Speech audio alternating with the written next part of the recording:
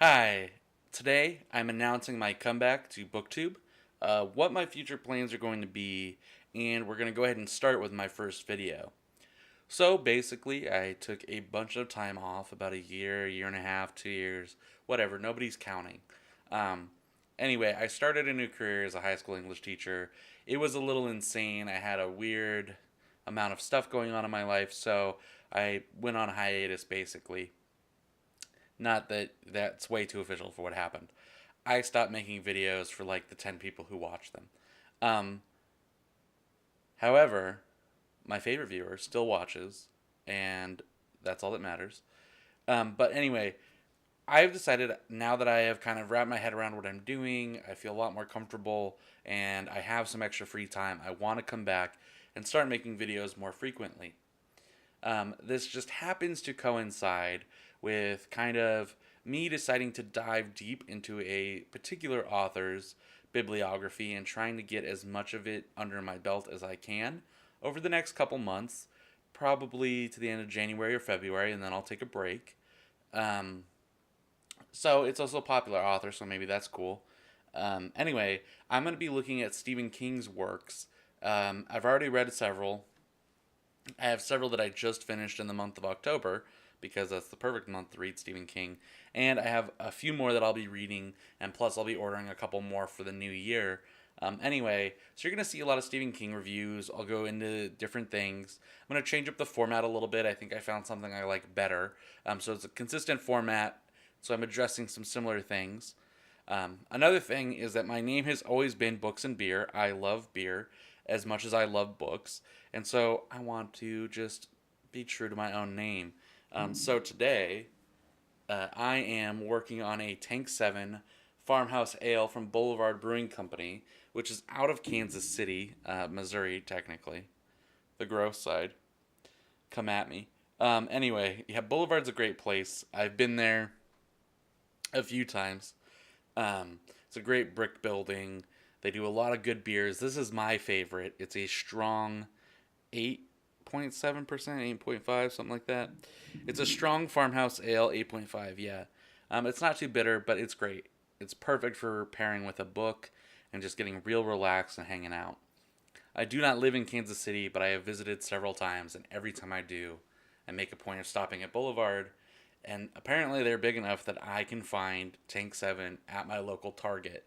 So even if you're not in Kansas City, try to find them in like a place that carries different kinds of beers because that Tank 7 is good stuff. Anyway, today's video is basically going to be me showing you what I own of Stephen King's works already, talking about which ones I've already read. Most of those I've already reviewed, so I won't be making another video, but at least showing you where I'm at, so you have an idea of how much King I've read, what my plans are for the future. I also have several books I haven't read but I own, which are on the docket, and then kind of opening it up for some suggestions. There's at least one I already know will be my next purchase, but after that, suggestions on what the best Kings are to start, or what the most fun, even if they're bad, but they're fun to read. Because the man has like 50 something books, and so some direction is nice. Otherwise, I just pick randomly out of a hat. Alright, so let's get started.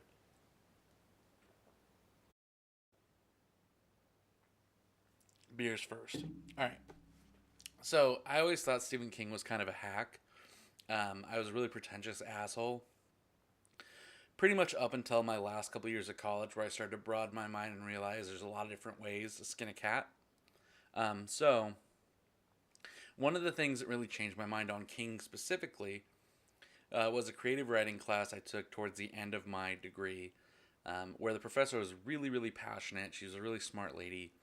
And one of the books she assigned for the class was Stephen King's On Writing, which is part memoir of his life and then also part, it's called a memoir of the craft, so it's part sort of like a technical how-to writers thing. Um, I have not read this entire book. I'm kind of saving it until I get more of his stuff under my belt. We had to read sections of it for class, and a lot of those were on like the technical how to write or his thoughts on the writing process versus the memoir part. So I really, really loved the way he talked about writing.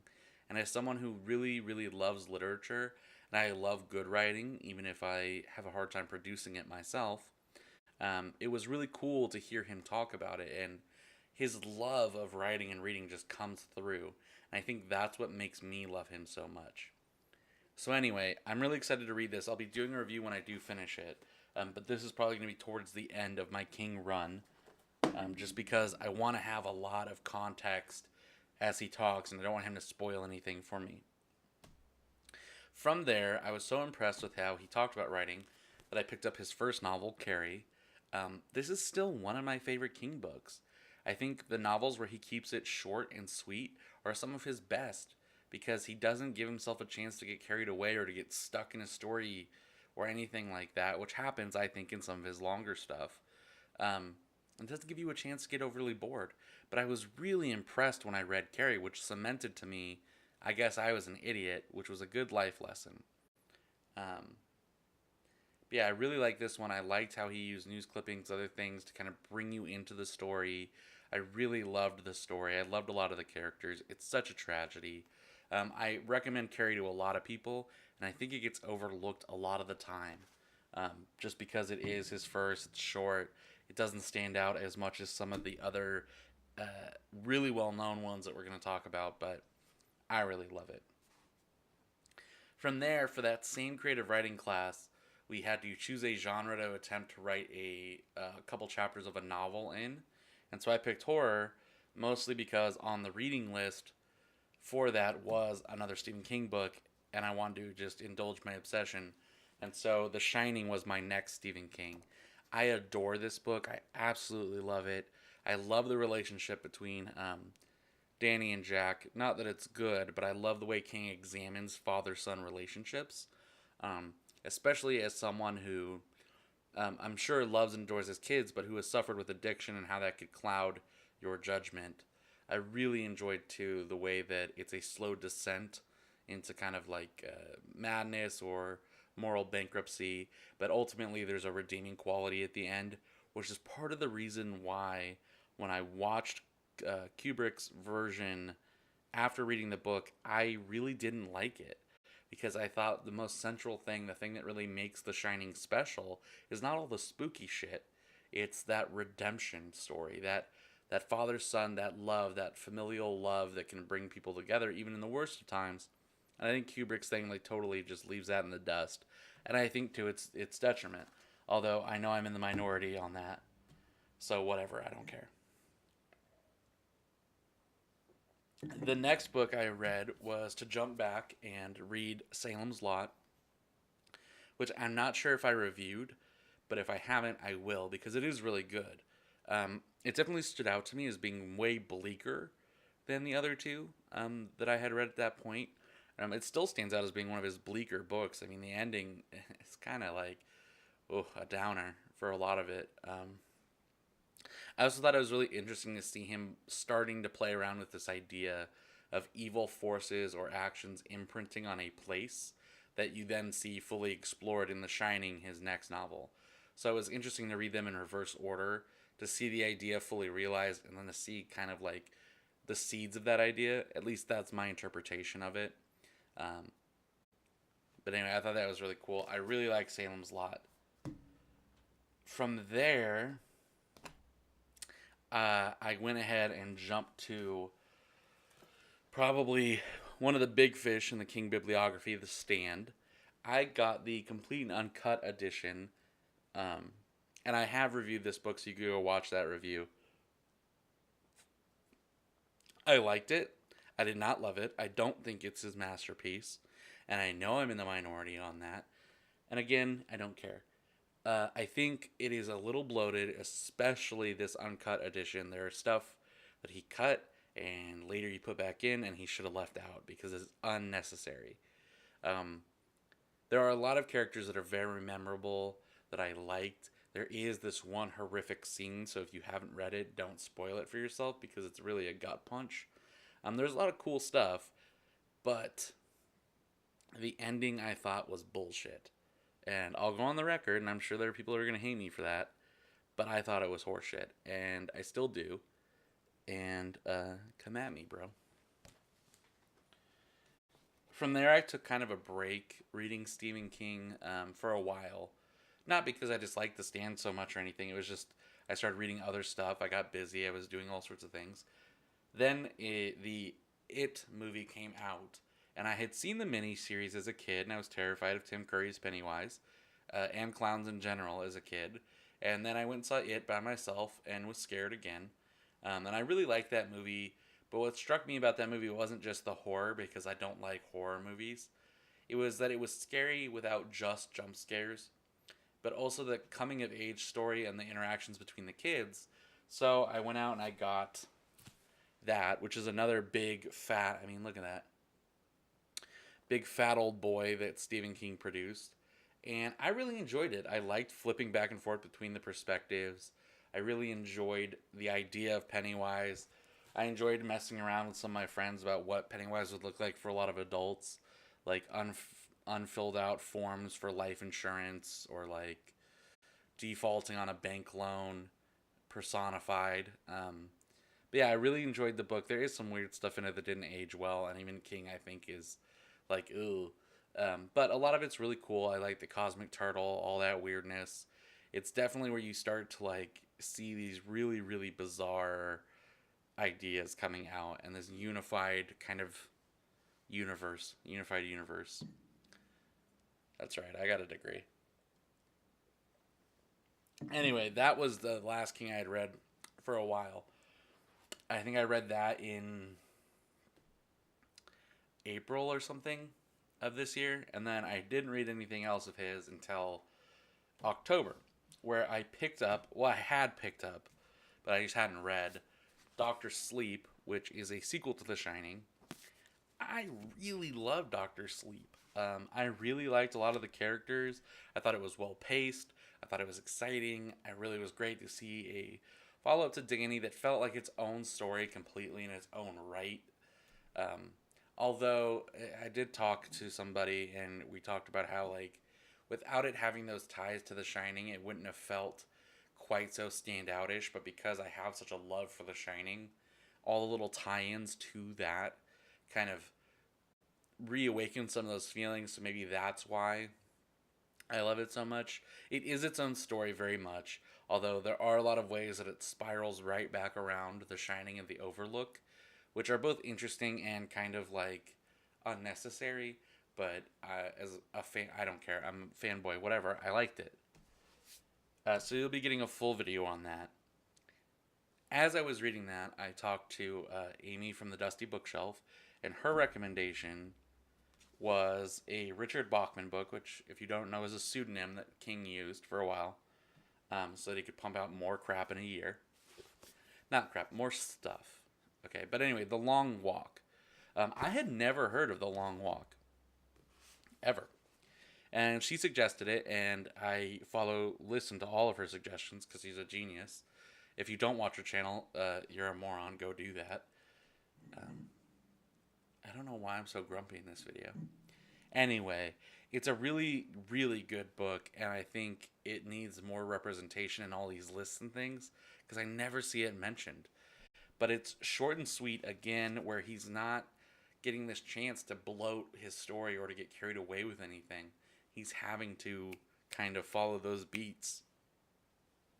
It's a story that is both, in its descriptions, will make you feel like physical pain, but is also very philosophical in what the discussions are and what it makes you think about, what it means to be a person, and like how far your mind will drift or wander before it snaps, or how far you can push a body, or what it means to grow up and be a kid, and all these things. It brings up a lot of questions.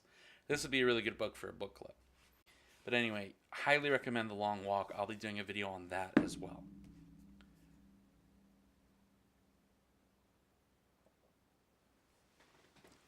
Gotta refuel. Then I got the next book I'm going to show you. Oh, this is ugly.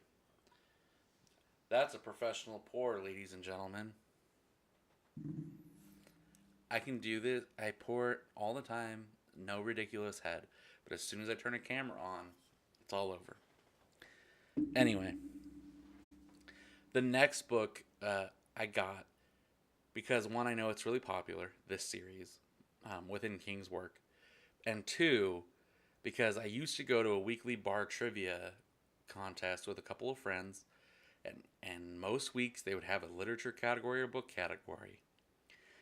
And most of my friends aren't really avid readers. I have one really good friend um, who is an author and who has a literature degree from the same university I do. Um, and so he and I would talk, but even when we'd go, there's nothing more embarrassing than all your friends knowing you're a huge book nerd and that is like the biggest part of your life. Then for every time the book or literature category pops up, it's a question about Stephen King, and most of them had to do with this stupid 3 book series, and so it would irritate me to no end because I was never able to answer them. Now I can. That book is Mr. Mercedes. It is the first book in the Bill Hodges trilogy.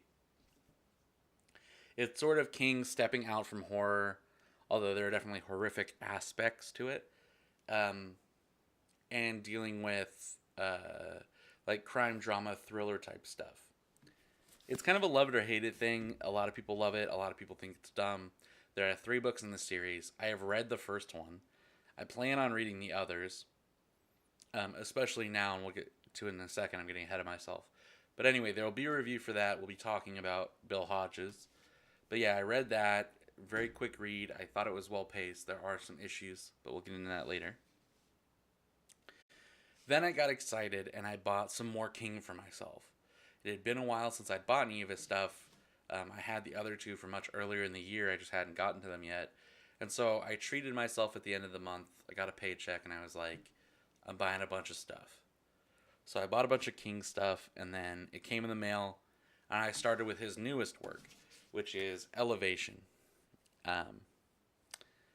Look at that. Look at that little baby. Compared to all the other big books that I've shown and I'm going to show, this little tiny baby didn't need to be published as its own book. This should have been tacked on to the end of a short story collection.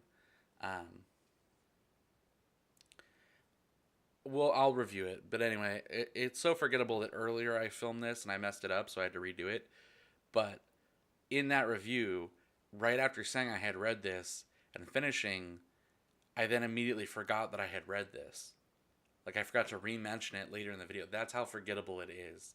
But we'll talk about it more in its own video. From that, I went to Misery, which I loved. I had, everyone's seen the movie except me. And I know that it's a movie that really sticks with people. So I wanted to read the book first. I did finish the book in like 3 days. It's a great page turner. And then watched the film last night, which I really liked. And I'll be talking about that more in its own review. But I liked Misery. I was a fan. Let's see. Okay. And then from there to my current read, what I'm reading right now, which is his book from May of this year, The Outsider, which I was just texting. This actually kind of ruins part of the Bill Hodges trilogy, or it could ruin several parts of it. So don't read this if you plan on reading those. Read those first. It's not a huge part of this, but it is a part of it. I'm really loving this one so far. I'm not done. I'm about 300 pages in, 350, and I'm really, really enjoying it. But read the Mr. Mercedes Bill Hodges trilogy first. Otherwise, you could potentially spoil some stuff for yourself, which is lame. Okay, so now is on to this stuff that I have but have not read yet. So these are the things that I will be reading in the near future but have not gotten to yet. So I haven't mentioned any of his short story collections, but Night Shift is his first one that I need to read. Then we have Insomnia, which I've had for a long time, but I've never read. Every time I look up a list of the best Stephen King, it's never on there. But then every YouTuber that I see, some BookTube, some non-BookTube, when they talk about Stephen King's work and their favorite King works, Insomnia always sneaks onto that list. So I'm thinking it's going to be very divisive. I'm either going to love it or absolutely be bored to death. But I'm a weirdo, so I'll probably like it. Then we have Finders Keepers, which is the second book in the Bill Hodges trilogy. Mr. Mercedes wasn't my favorite King book, but it did a good enough job that I'm definitely going to read the other 2. Also, just because I'm getting into King.